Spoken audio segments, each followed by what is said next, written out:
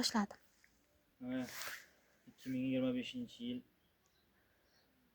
Bo'lyov mahallasi, Jondor tuman Bo'lyov mahallasiga kirit masalasida hokim yordamchimizga murojaat qildik. Mana biz oilada ukam To'raqulov Behuz ishsizdi.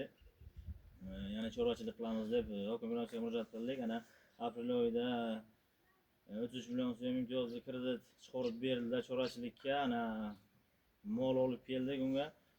Molni 5 ta mol oldik. Ana 4 ta molimizni boqib sotib qo'shimchani asalori qildik. Asalori 10 yoshlik asalori naq o'zimiz pulimizga qo'shimcha qilib, ana bu asalorni yana 20 ga ko'paytirdik.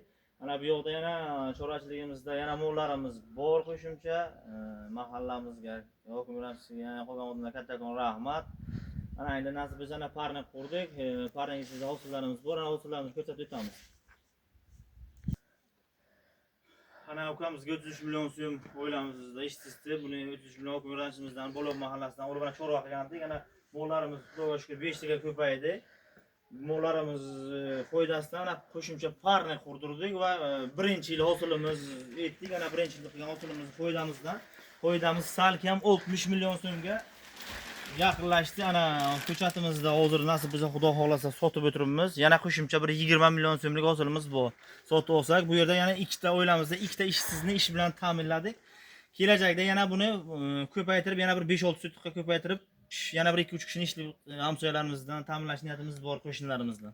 Kelasi yil 100 milliondan oshadimi? Kelasi yil nasib bo'lsa Xudo xolasa daromadimizni 100 milliondan oshirib, 10 ta ish o'rnini ko'paytirishga harakat qilamiz.